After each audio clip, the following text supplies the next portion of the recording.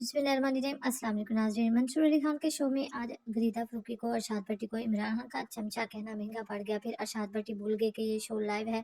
अरशाद भट्टी ने ऐसी की तैसी फेर के रख दी आज गरीदा फरूकी की और कहा कि अगर तुमने मेरे हाथ पे डंडा पकड़ा है तो सबसे पहले मैं तुम्हारी कुंडी खड़काऊंगा। तो गाइस आज की ये वीडियो काफी ज्यादा अहम होने वाली है। वीडियो देखने के बाद इस पर डिटेल से बात करते हैं। ये भट्टी साहब, ये कौन है सर? ये जायज और नाजायज डंडे में फर्क किस तरह ढूंढा जाएगा? और चंद ऐसे तज्जियाकार हैं जिनको इमरान खान साहब हैंडसम लगते हैं और चंद को जो है वो सिर्फ तमाम बुराइयां जो है वो नवाज शरीफ और आसिफ अली जरदारी में नजर आती हैं। और सर नाम लेके बात कीजिएगा बराए मेहरबानी। अब अगर आपने कोई कमेंट किया, क्योंकि वो गरीदा फारूकी साहब ने भी कहा कि नाम ले, हिम्मत लेके नाम लेके बात करें जो भी करनी है। जी,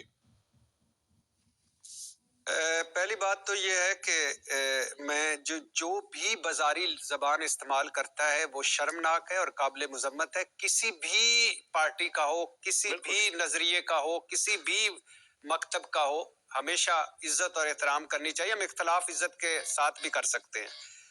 दूसरी बात यह है कि मुझे खुशी हुई कि गरीदा फारूकी साहबा को आज भी इमरान खान हैंडसम लगता है। बहुत खुशी हुई मुझे। मेरी तो इस तरफ कभी तवज्जो गई नहीं, ना इस तरफ मैंने सोचा। तीसरी बात यह है कि जहां मेरा कुंडा लगा हुआ था 3 साल पहले, वहां उस वक्त भी मैंने देखा था, और अब तो बड़ा दूर से एक बड़ा कुंडा नजर आ रहा है जो गरीदा फारूकी साहबा का है। चौथी बात यह है कि आप फरमा रही हैं कि यानी डंडी ना मारे। कितनी डंडियां मार चुकी हैं आप, और आज आप कह रही हैं यानी लोटा छाननी नु कह रहा है तेरे छाननी लोटे नु कह रही है तेरे 2 छेद ने। मैं कुर्बान जाऊं, मैं सदके जावा, मैं वारी वारी जावा।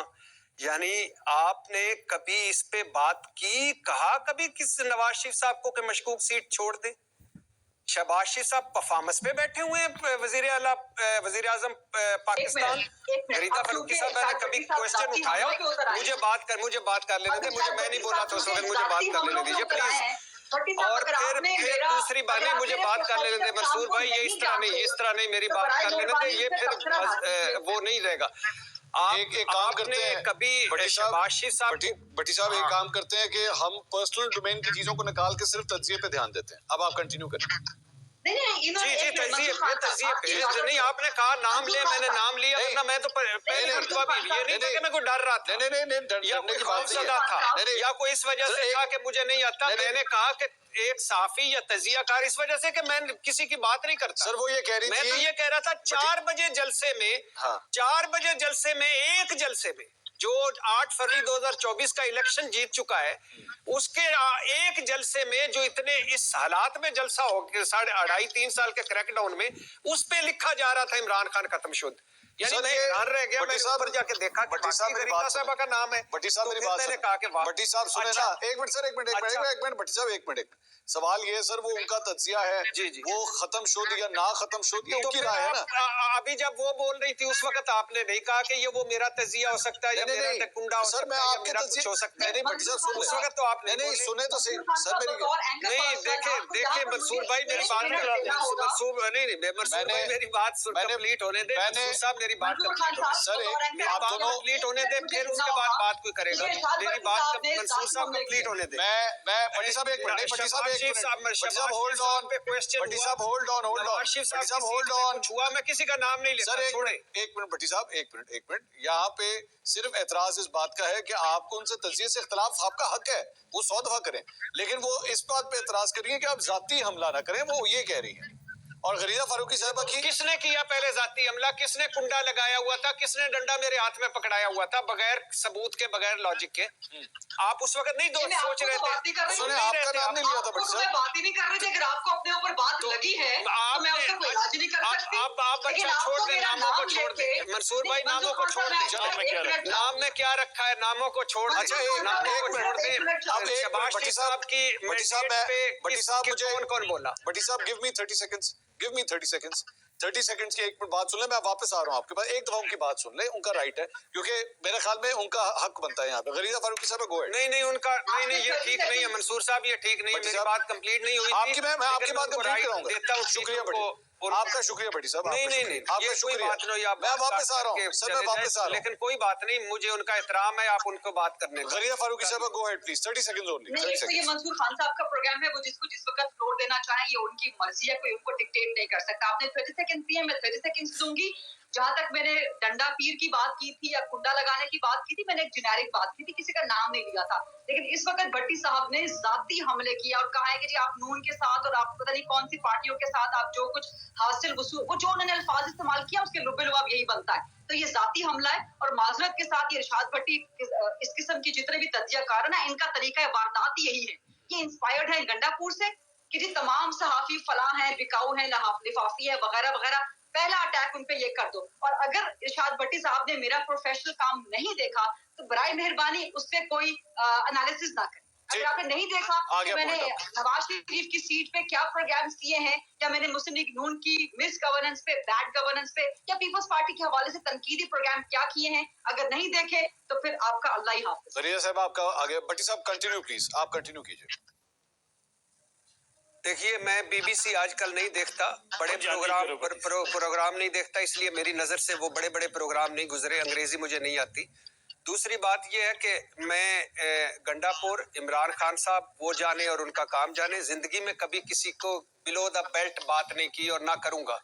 लेकिन चूंकि आज ऐसी बात हुई और आपने कहा नाम लें, तो मैंने कहा मैं नाम ले लेता हूँ, नाम लेने में क्या हर्ज है। और खुद मुझे कहा कि इतनी जुर्रत तो नहीं है इरशाद भट्टी में कि वो नाम ले, तो फिर इतनी जुर्रत होनी चाहिए कि इरशाद भट्टी जब नाम ले तो सुनो। जब आपने, मैं तो कभी नहीं बात करता, अब हम कई प्रोग्राम्स में इकट्ठे गए, मैंने कभी बात नहीं की।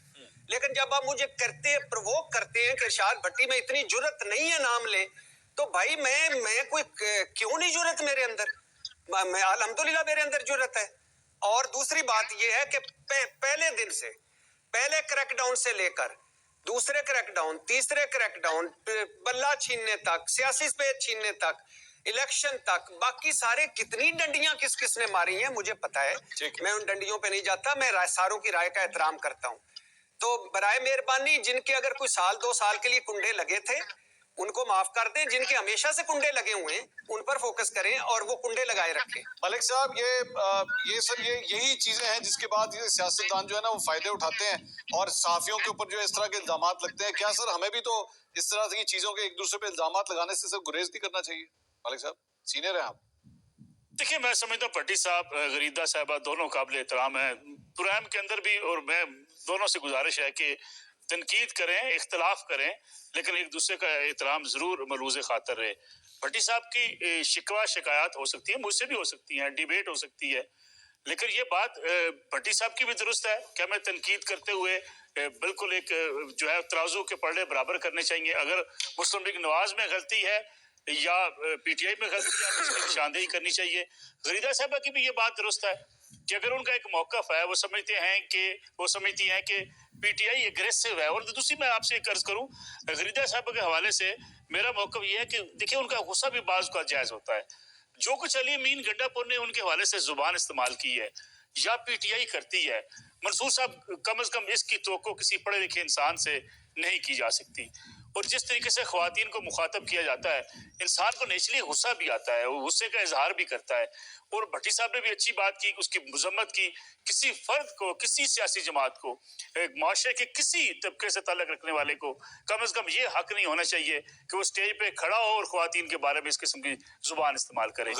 मसला ही हमारा ये है, मैं समझता हूँ सियासत के अंदर इंतहा पसंदी हमें वहां ले गई है कि जहां हम इख्तलाफ राय भी नहीं कर सकते।